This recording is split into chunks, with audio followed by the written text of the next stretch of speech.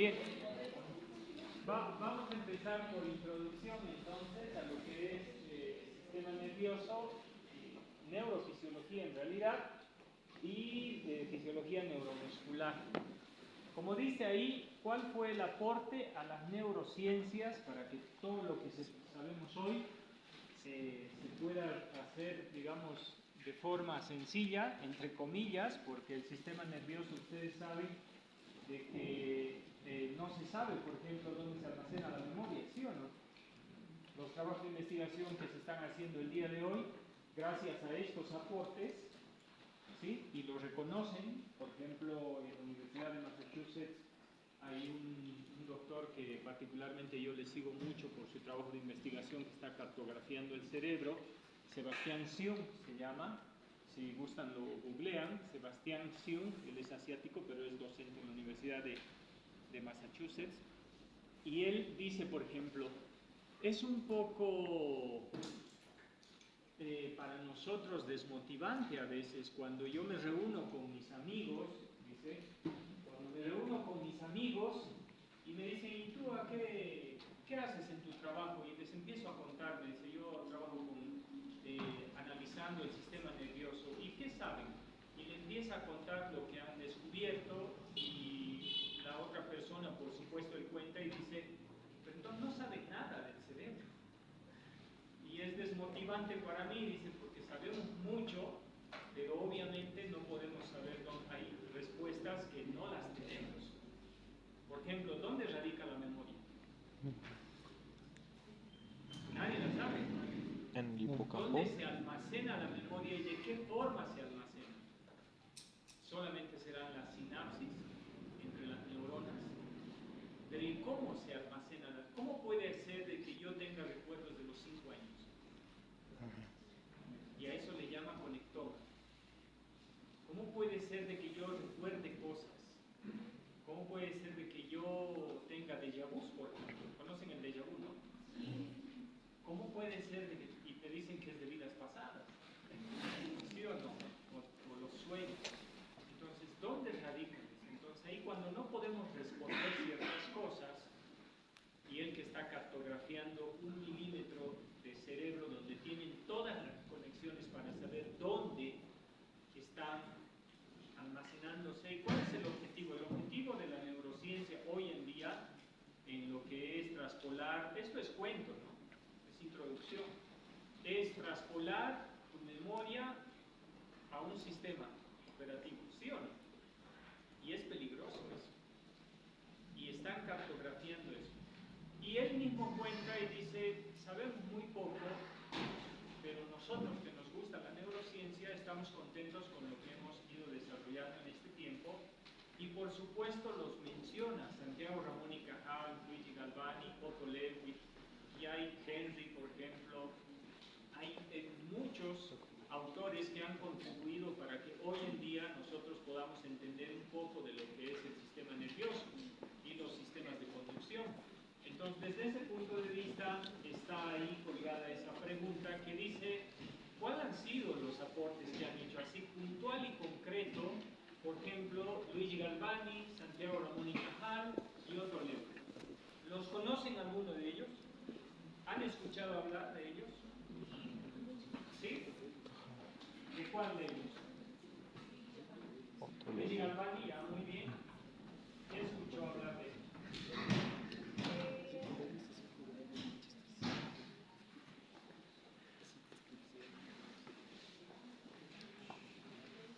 De Camillo Golgi sí han escuchado, por la atención Golgi, ¿no? También lo vamos a ver ahora, y que Camillo Golgi en su época era uno de los más reconocidos, sin embargo, estaba equivocado. Y Cajal le dio por tierra su teoría del reticulismo, se llamaba, del sistema nervioso, que todo estaba conectado. Lo hizo, trajo en 2 patadas y Santiago Ramón y Cajal no era nadie. Como indica ahí, esto es un poco de historia, o sea, solamente es para saber qué es lo que aportaron y luego al final vamos a hacer lo puntual. Lo puntual son 3 cosas locas, pero que si nosotros manejamos esas 3 cosas locas, Toda la clase tiene el objetivo de mencionar que recuerden tres cosas. Y que esas tres cosas probablemente en el espacial. Pero esas tres cosas. Otra vez. ¿Qué dice ahí? Luigi Galvani dice, investigó sistemáticamente los efectos de la electricidad. Uno de los primeros que empezó a investigar, italiano, que en nuestro organismo hay electricidad, empezó a jugar con ranas, con las patitas de ranas, que cuando tú estimulabas el nervio vago o un nervio importante, las patitas, obviamente por el sistema nervioso, iba al órgano efector. Sabemos que el órgano efector es músculo o glándula, ¿sí o no? La glándula de secreción, salival, páncreas, cualquier glándula. Entonces, al hacer el estímulo, entonces notaba que había contracción después de que las ranas o los sapos estaban muertos. Entonces empezó a jugar con eso. Y precisamente lo que dice Luigi Galvani, investigó sistemáticamente los efectos de la electricidad sobre los músculos. Pero no estimulaba el músculo directo, sino estimulaba al nervio para que vaya al músculo y le haga producir la contracción muscular. Entonces Galvani, en una de sus conferencias que estaba jugando, dice sustancialmente en la historia de la bioelectricidad, que es lo que le llamó él, ¿no? En sus primeros libros le empezó a llamar y encontré lo que es la bioelectricidad. Y bio, el prefijo, ya saben, bio es vida, ¿no? Biológico, viene de ahí. Entonces, empezaron a escribir. Esos son sus estudios. Esto es un poco de historia, les voy a tomar una foto.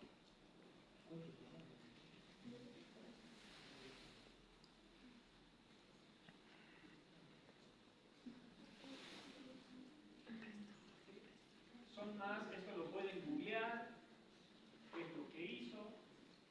Y aquí viene el aporte de Luigi Galvani. ¿Cuál es el aporte de Luigi Galvani? Fueron uno de los primeros, no fue el único, que dijo que había electricidad en nuestro cuerpo. ¿Sí o no? La pregunta es, ¿cómo hay electricidad en nuestro cuerpo?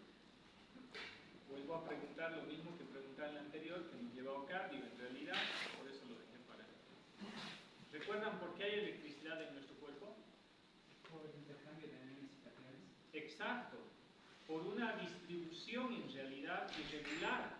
O sea, en nuestro organismo sí o sí tenemos, lo que repetíamos desde hace rato, tienes sodio, potasio, tienes cloro que es negativo, tienes proteínas y fosfatos que son aniones, entonces tienes sustancias químicas, ¿sí? Y electrolitos que tienen cargas positivas y negativas.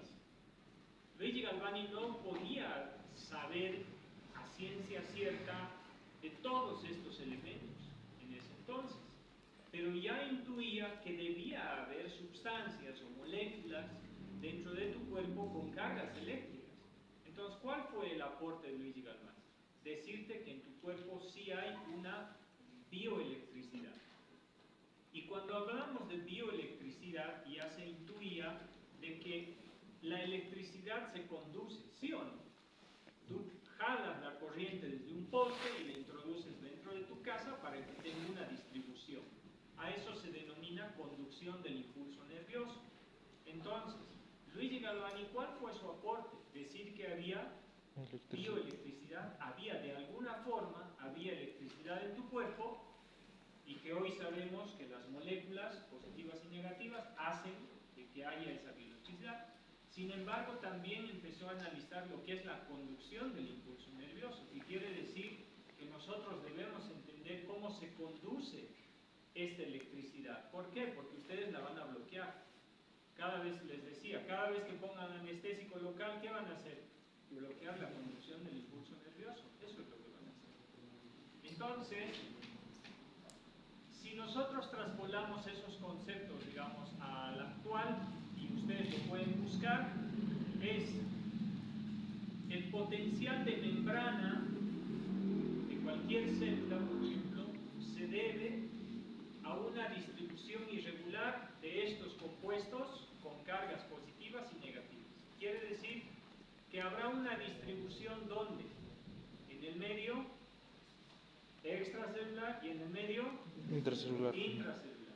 Y en el caso de las neuronas, por ejemplo, afuera vamos a tener Sodio, poco potasio, vamos a tener calcio y un negativo, Cloro. cloro. Listo, ya está. Adentro vamos a tener potasio, más potasio. Hay algo de sodio, pero muy poquito. Vamos a tener fosfato y proteínas. Y son negativas. Bicarbonato tenemos dentro de la célula o fuera de la célula, mayor cantidad. ¿Seguros? Qué fácil es hacer. Adentro. Ya, muy bien. Entonces, esta distribución irregular de estos compuestos ahí dentro, ¿no? Dentro de la neurona, porque en este caso vamos a hablar de neurona, pero todas las células tienen carga eléctrica. Pero en estas, ya que son células especializadas, pues entonces cumplen una función mucho más detallada, porque la membrana celular de una neurona tiene proteínas específicas ¿para qué? Para conducir el impulso nervioso. ¿Está bien? Entonces tiene proteínas especiales transmembranales que van a ayudar a que estos compuestos iónicos puedan entrar y salir y de esa forma pueda producirse la función de conducción de un impulso nervioso. Después de esto, nosotros entenderemos que cuando ocurre ese intercambio de moléculas químicas dentro y fuera, pues volvemos a repetir, como veíamos en cardio, de que hablaremos de otros términos como son potencial de membrana. Eso tenemos que saber el concepto claro y cuánto es. Debemos saber la despolarización, la repolarización y la hiperpolarización.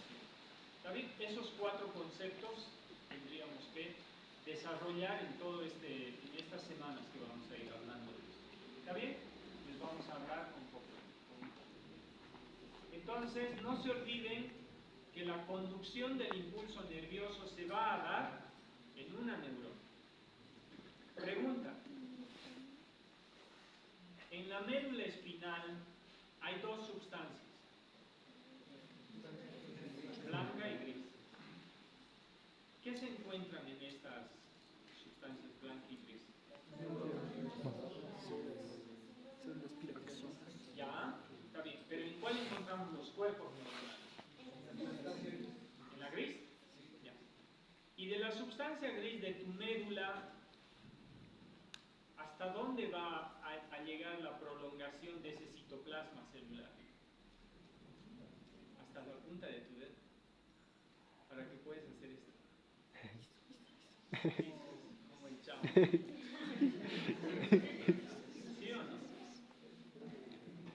¿Se han dado cuenta de esto o ya sabían de que, por ejemplo, los cuerpos neuronales, o sea, el soma de la neurona, por ejemplo, de este músculo del bíceps, o de del flexor y el extensor de los dedos, por ejemplo, de los músculos, el cuerpo de eso está en la médula espinal, ¿sí o no? El soma está ahí dentro. Y la prolongación citoplásmica llega hasta la punta de tu dedo para que tú puedas sentir el tacto, ¿sí o no? Entonces ahí vamos a hablar de receptores sensitivos, termorreceptores, quimiorreceptores, todo tipo de receptores. Entonces, pero se han dado cuenta que el cuerpo está en la médula y tiene que llegar hasta este. ¿Cuán largo es entonces la prolongación citoplásmica, denominada axón, por ejemplo, en esta motoneurona?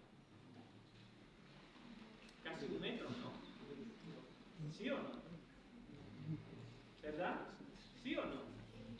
Entonces, todas o todos los axones se juntan para formar ¿qué? Una fibra nerviosa. El nervio trigémino, por ejemplo, en el que baja por acá, ¿dónde se encuentra el soma? Los somas. En el ganglio semilunar, también denominado ganglio de Gasser, ¿sí o no? Y desde el ganglio de Gasser, que se encuentra en la cara anterosuperior del peñasco, en ese desdoblamiento de la dura madre que se llama el cabum de Meckel, en la fosita del ganglio de Gasser, desde ahí salen las 3 ramas, ¿sí o no? Y llega hasta aquí, hasta tu lado. ¿Cuánto mide? Unos 15 centímetros, dependiendo del biotipo, ¿no? ¿Tienes cabeza chica o cabeza grande? Bien, entonces, largo es el cableado. Y es que ustedes van a elegir dónde bloquear esa conducción, ¿sí o no? ¿Verdad? Para el brazo, por ejemplo, si tú quieres trabajar sobre este dedo, puedes hacer tu anestesia localizado, ¿sí o no? Puedes hacerlo a este nivel, puedes hacerlo a este nivel, o si quieres paralizar todo, bueno, lo haces a nivel del origen. ¿Se dan cuenta? Tú eliges dónde bloquear eso. Entonces, lo que yo quería hacerles pensar, y el aporte de Luigi Galvani, era entender de que sí hay electricidad en nuestro cuerpo, él lo denominó bioelectricidad, y que esa bioelectricidad con el tiempo se desarrolló en esos 4 conceptos. Potencial de membrana. El potencial de membrana quiere decir la carga eléctrica que tiene una membrana celular. En el caso de la neurona, la carga eléctrica es a menos 70 milivoltios. Entonces, está cargado a menos 70 milivoltios. ¿A qué se debe ese potencial de membrana en reposo que está cargado a menos 70 milivoltios? A la distribución irregular de los compuestos iónicos y otros compuestos químicos, como los fosfatos y proteínas, de forma irregular en el medio extracelular y el intracelular, ¿sí o no? Y que debido al intercambio de eso va a ocurrir lo que denominamos la despolarización, la repolarización y luego la hiperpolarización, que eso después lo vamos a entender, les voy a explicar con mucho detalle eso, qué es lo que ocurre. ¿Está bien? Perfecto. Entonces, ¿por qué les había hecho el ejemplo de que los cuerpos de las neuronas están en un lugar y llegan hasta este segmento? Es porque precisamente como un cable de corriente, pues hay un lugar por donde conduce ese potencial de acción, ¿sí o no? Y este de acá puede terminar haciendo sinapsis con otra neurona o con un órgano efector, como por ejemplo el músculo, el que les decía, ¿verdad? O con una glándula salival o el páncreas, y que le dice que tiene que producir ciertas cosas. Entonces hay un control, ¿está bien? Pero tiene que haber conducción, y esa conducción sí la vamos a entender, ¿está bien? O la tenemos que entender. Muy bien, entonces, primera palabra clave, conducción, con todos esos aspectos: potencial de membrana, despolarización, repolarización y hiperpolarización. ¿Sí? Santiago Ramón y Cajal. Él nació, esto es un poco de su historia, en España. Un poco de cuento nada más. Él no era nadie, de chico no era muy buen estudiante, por lo que cuentan. A mí me gusta mucho leer algunas de las historias. Su padre era médico, vivía en Petilla de Aragón, en Navarra, y como era mal estudiante, entonces a él le gustaba dibujar, lo puso de ayudante carnicero, de ayudante zapatero, pero a él le gustaba dibujar.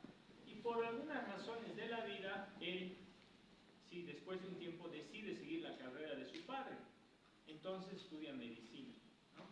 Y por supuesto no era nadie. En ese entonces, en el mundo de la medicina, había un congreso que se desarrollaba en Alemania, por lo que es la historia, donde se reunían todos, digamos, las eminencias a nivel premios Nobel, a nivel de, digamos, de medicina.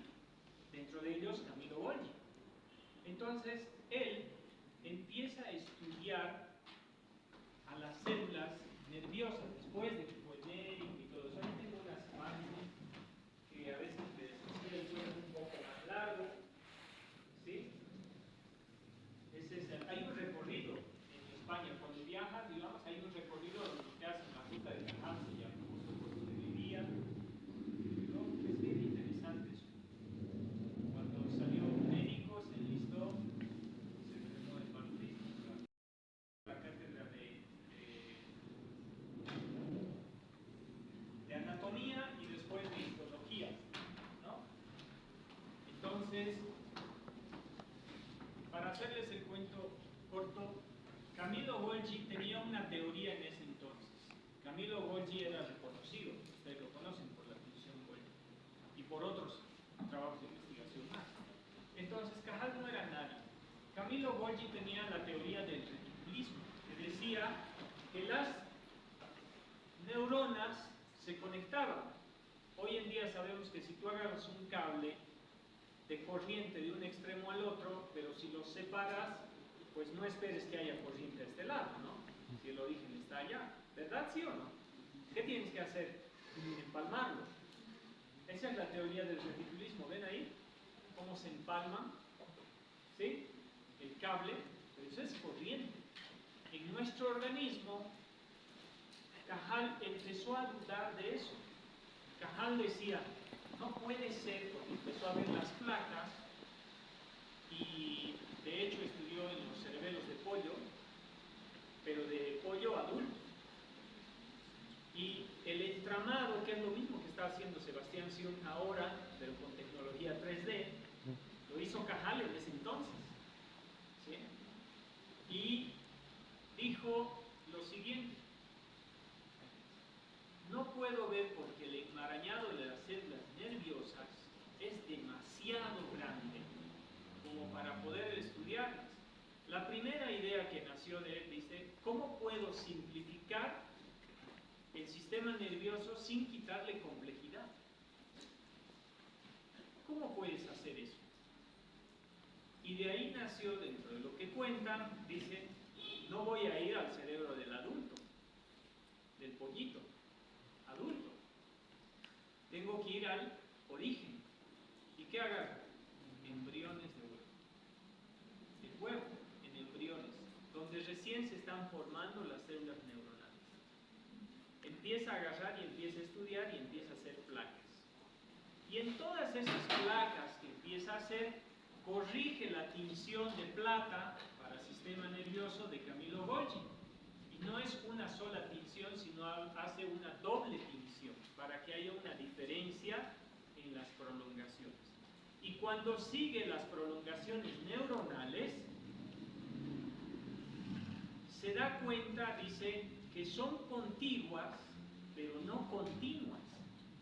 ¿Qué quiere decir? Que la teoría del reticulismo de Camillo Golgi, que las neuronas venían y se empalmaban, tenían que unirse, estaba mal. Y por supuesto, ¿quién rayos le va a hacer caso a alguien que no sabe? Empieza a analizar y dice, cada vez, dice que las conexiones, o mejor dicho, que de alguna forma las neuronas son continuas, pero no, o mejor dicho, contiguas, pero no continuas. Y que de hecho encuentra el espacio. Y hoy muy fácil nosotros decimos cómo se llama ese espacio, ¿sí o no? Entre una neurona y otra, ¿cómo se llama el espacio de comunicación? Hendidura sináptica. ¿Sí o no? Hendidura sináptica, no gap. El gap es, son conexiones intercelulares por proteínas canal. Esos son el gap. Ojo con esto entonces. Primero, Camillo, mejor dicho, Luigi Galvani nos dice que había corriente, ¿sí o no? Camillo Golgi decía, está bien, hay corriente, pero la corriente pasa por el cableado directo, que todo es continuo, todo está pegado, ¿sí? Todo está unido.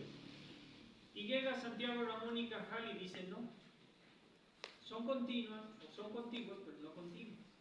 Hay un espacio, y a ese espacio le da un nombre, que ahorita se me fue, como ella decía, está en la punta de mi... Pero hoy en día lo conocemos como hendidura sináptica. Para ustedes, ¿qué representa la hendidura sináptica?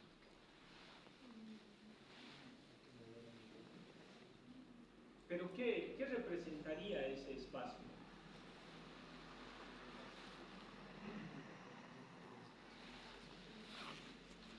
¿No? ¿No se les ocurre?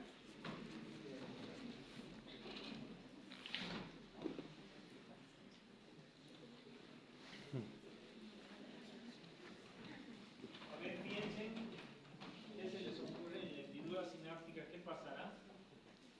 El cuento era de que Santiago Ramón y Cajal, con todo su trabajo de investigación, se viaja al Congreso a Alemania, con todo lo que había podido ahorrarse, con un microscopio, la historia es larga. El punto es el siguiente, viaja con todas sus placas y cuando se sienta en todo el lugar donde estaba destinado, donde todos los profesores presentaban sus trabajos, por supuesto nadie se le acercaba a él. dice el cuento de que él, bueno, ya llegó hasta un punto y dice, si nadie viene hacia mí, entonces yo tendré que irlo a traer. Y precisamente a una de las eminencias, que es Albert Kolliker, van a escuchar en algún futuro hablar de él, es que lo va y lo agarra. Le dice, por favor, en un francés o en un alemán mal hablado, va y le dice que por favor vaya a su mesa y empieza a observar las placas. Cuando Albert Kolliker va y observa el microscopio y empieza a ver las separaciones y los dibujos que hace Cajal y empieza a explicar la importancia de echar por tierra toda la teoría reticular de Camillo Golgi, sabiendo lo que se representaba en ese entonces, pero al observar no puede decir que no es cierto. Y ahí es cuando después de un tiempo, en 1992, lo declaran premio Nobel por el aporte de la hendidura sináptica. ¿Y la hendidura sináptica qué representa? El lugar donde se comunican las neuronas. Eso es la sinapsis. Por ejemplo, cada vez que ustedes recuerdan algo, ¿es gracias a qué? Gracias a que en ese espacio se liberan neurotransmisores. Pues yo estoy intuyendo que de alguna forma hay neuronas donde se guardan la memoria. ¿Cómo podrías recordar? ¿Qué recuerdos tienen? ¿Alguien tiene recuerdos de cuando tenía 5 años? ¿Sí? Yo tenía recuerdos casi hasta cuando tenía 4, porque tenía un triciclo y en una bajada, en una pendiente, me lanzaba. ¿No? Después dicen que los hombres viven menos, porque siempre... ¿no? Yo estoy orgulloso de eso, porque siempre me he animado. Al camino del Inca me fui con un mapa. Me compré un mapa cuando llegué a La Paz y quería ir al camino del Inca. ¿Conocen el Taquesi? Sí. Yo para ir ahí no sabía, no tenía guía, no podía pagar un guía, no tenía nada. Me compré un mapa y con mapa. Hoy en día es...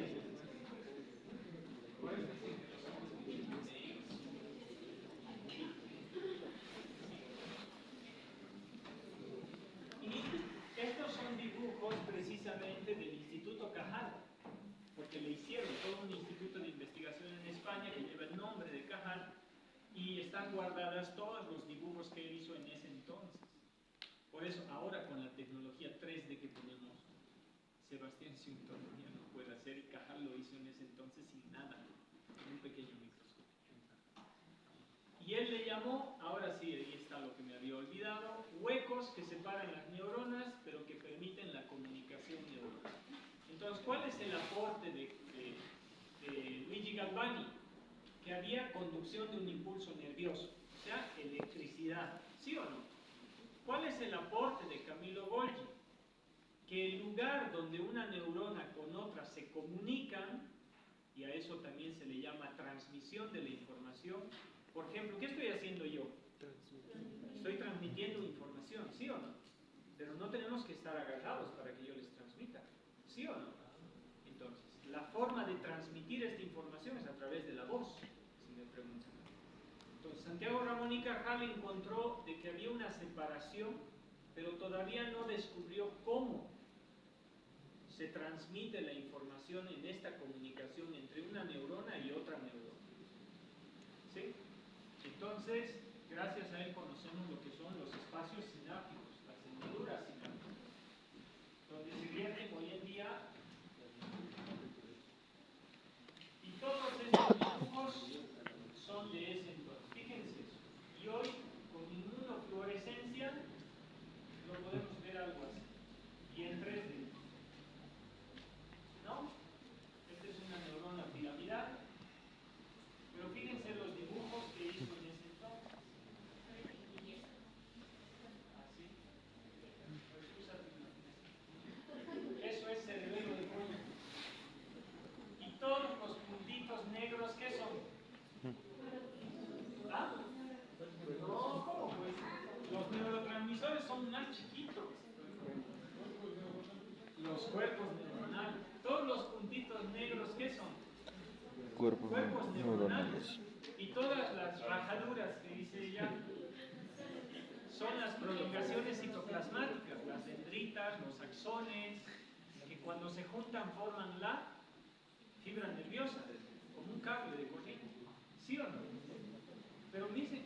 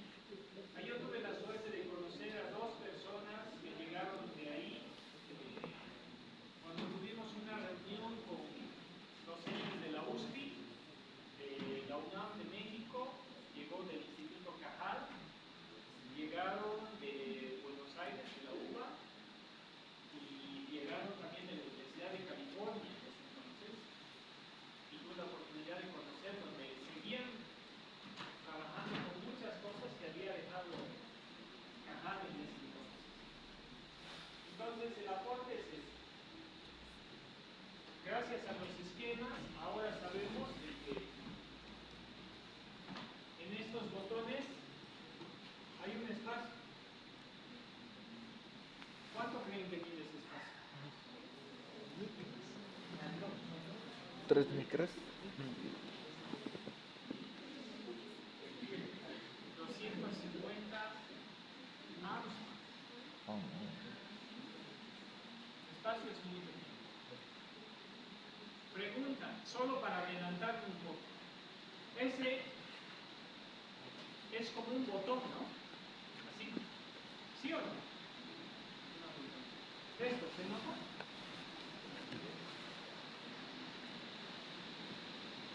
¿Qué creen que hay en su interior?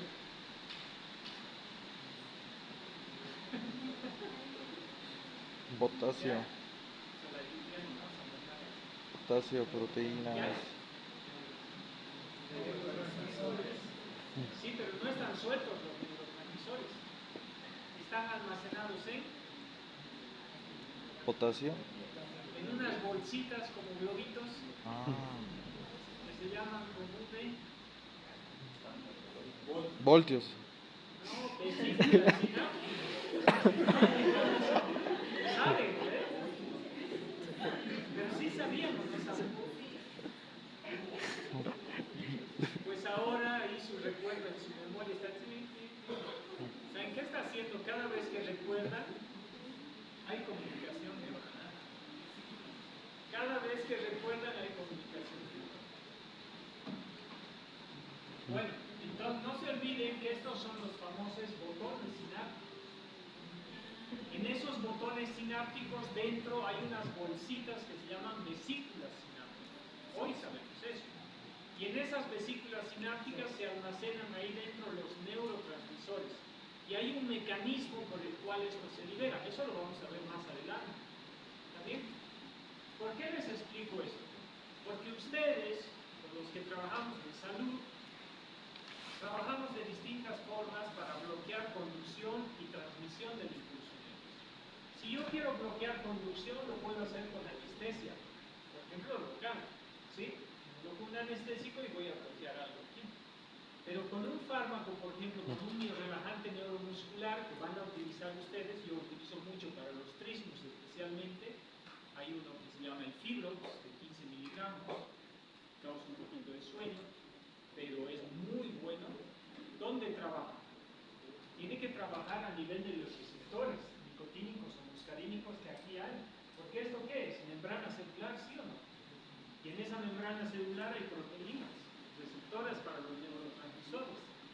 Entonces, los trabajos de investigación de hoy en día del Alzheimer, del Parkinson, de los pacientes que piensan y todo eso, está aquí, en ese lugar, sabiendo cómo trabaja y cómo funciona ese lugar. Entonces, no se olviden, Santiago Ramón y Cajal, ¿qué aportó? Bioelectricidad. La comunicación neuronal, ese espacio que se da para la comunicación. ¿Está bien? Dicho de otro modo, también pueden ser las sinapsis. ¿Está bien? Que es el lugar donde se comunica una neurona con otra y donde se transmite la información. Ojo, no se conduce la información ahí, se transmite. Es muy distinto conducción de transmisión de la información. ¿Está bien?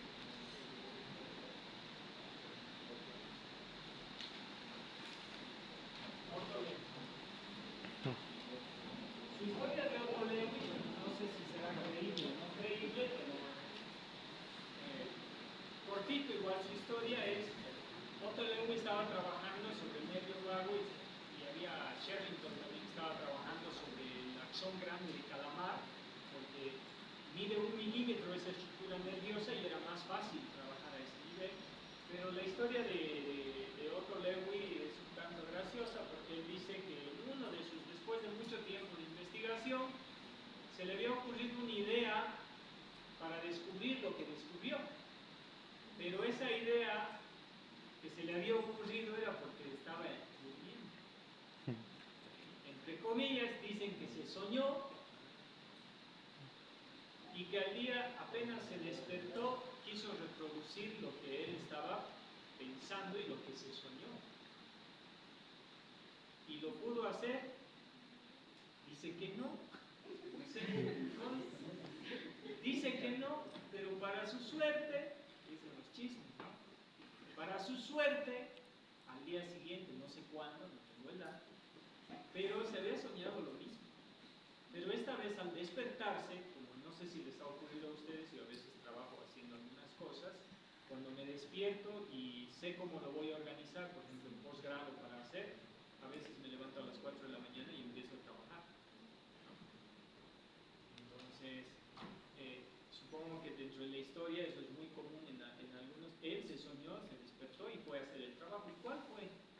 Ya sabía que había corriente eléctrica, ya había bioelectricidad, ya sabía que había conducción del impulso nervioso, ya sabía que había transmisión del impulso nervioso, ¿sí o no? Ya sabía que había la hendidura sináptica. Lo que no se sabía, que hoy en día muy fácil lo decimos, es neurotransmisor. ¿Y cuál es el neurotransmisor que hace que tu músculo esquelético se contraiga? La acetilcolina. Hoy lo podemos decir tan fácil, ¿sí o no? Pues en este entonces no se sabía. Entonces decía, si se conduce la información y se transmite la información, porque no están pegadas las neuronas, sino tienen una separación, entonces ¿cómo rayos le pasa la información a esta neurona a esta otra neurona? ¿Sí o no? Y agarró el corazón de una ranita igual, ¿sí? Y en una sustancia o en un recipiente estimuló a ese corazón a través del nervio, a través de una estructura nerviosa. ¿Se entiende? Pero estaba con líquido, ¿notan? ¿Sí o no? Y luego puso en otro recipiente, pero separado, otro corazón. ¿Qué pasaría si tú estimulas al primer corazón, al de arriba? Digamos que empieza a latir. Usemos la imaginación. Tú le estimulas, le pones corriente y empieza a latir, ¿sí o no? ¿Y el segundo corazón latirá? No debería, ¿sí o no? Pero ahí fue lo genial de Otto Lehmann. O sea, dijo, yo estimulo a este corazón y se tiene que liberar algo, ¿sí o no? Una sustancia química se tiene que liberar. Por lo tanto, si yo estimulo al primer corazón, al de arriba, en una solución isotónica, y el estímulo va a hacer que se liberen sustancias químicas en ese líquido, ¿sí o no? Pero si las sustancias químicas liberadas en el primer corazón a través del líquido yo le hago pasar a un segundo lugar, pero sin estimularle a este directo, esas sustancias químicas o van a estimular el segundo corazón o van a deprimirlo también, porque ustedes saben que el estímulo nervioso puede aumentar la actividad o más bien puede calmarla. Eso se llama inhibición, ¿sí o no? Excitación e inhibición. Bien, entonces, fíjense lo genial. Muy sencillo parece hoy, ¿no? Él dijo, debe haber una sustancia química que se libera. Estimulamos a este corazón, lo ponemos en agua, una solución isotónica, estimulamos, y si se libera una sustancia química que posteriormente, sin estar en contacto, va a pasar a un segundo recipiente donde va a haber un corazón, y tú analizas que este corazón empiece a latir, pues entonces la sustancia química ha sido liberada en él. Y hoy sabemos que en esa hendidura sináptica se liberan los neurotransmisores. ¿Sí o no? Y que ese neurotransmisor, hoy en día, ahora ya sabemos de que tiene un receptor en la membrana celular donde se va a acoplar, que puede ser por ligado, se va a acoplar y va a generar un cambio conformacional en esas proteínas transmembranales y así funcionan todas las células. Así es como se comunica. ¿Sí o no? Entonces, por eso les decía que los trabajos de investigación están ya sea en la conducción del impulso o en la transmisión. Hay fármacos, por ejemplo, de hecho, cuando lleven biorelajantes en farmacología, la acetilcolina tiene receptores nicotínicos y muscarínicos. Quiere decir una proteína transmembranal donde este neurotransmisor es liberado, se acopla y genera algo en este músculo que va a hacer la contracción, ¿sí o no? Y mientras esté pegado esto ahí, va a haber contracción y luego se tiene que liberado. ¿Corriente? ¿Sí? Baja ahora, mucho más pequeño. ¿Se entiende pero la idea de esto? Entonces, ¿qué aportó Otto Lewis? La transmisión química. Todavía no se le dio el nombre de neurotransmisor, que hoy sabemos que es una molécula bioquímica que se almacena, producida y todo eso que después lo vamos a ver. Pero en ese entonces no se sabía. Entonces, él dijo, son sustancias químicas, que hoy las conocemos como neurotransmisores, y de hecho es la acetilcolina, la que una vez liberada puede causar efecto en un segundo corazón, sin que este segundo corazón sea estimulado directamente con ese efecto eléctrico. Entonces ahí presentó su trabajo y dijo, hay sustancias químicas, hoy en día conocidas como neurotransmisores, y hay familias de neurotransmisores, ¿no? Entonces ahí nosotros,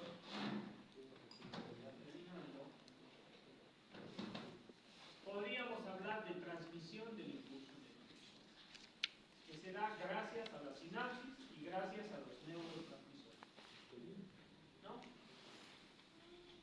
Entonces, repaso.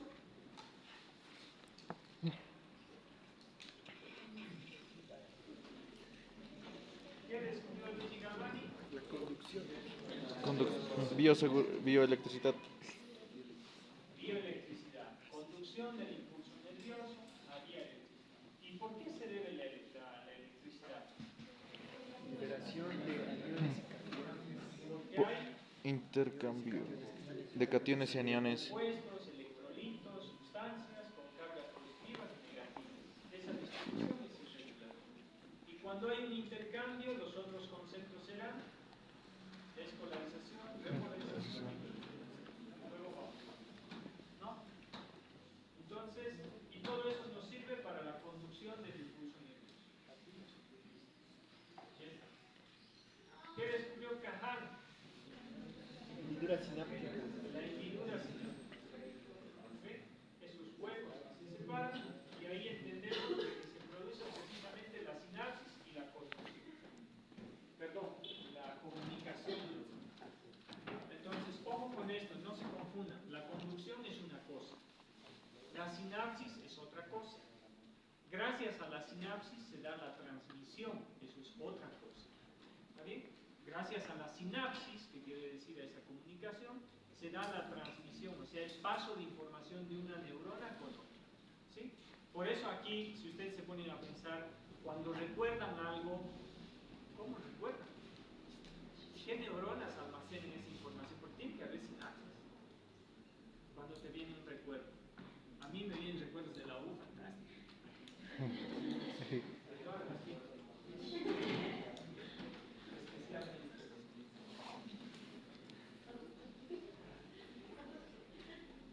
Bien. ¿Qué descubrió otro Lewis? Neurotransmisión o transmisión química. Sustancias químicas conocidas como Neurotransmisores. esas neurotransmisores, ¿dónde se almacenan? En las Especialmente vesículas son sinápticas. producidas por las neuronas. Son moléculas químicas producidas por las neuronas y almacenadas en, Vesículas sinápticas. ¿cómo se llama este globito? Vesícula sináptica. Vesículas sinápticas. Luego vamos a ver cuál es el mecanismo por el cual el potencial de acción llega, qué proteínas se abren y qué desencadena el vaciado de todo eso, que de hecho es un proceso de exocitosis en sí. ¿Sí?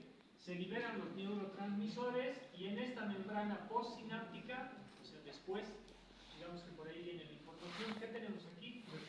Receptores. ¿Y estos receptores qué son? Proteínas de la membrana, nada más.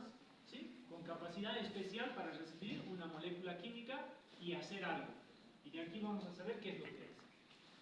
¿Está bien? Muy bien. Colaboradores, por supuesto, siempre hay, generales,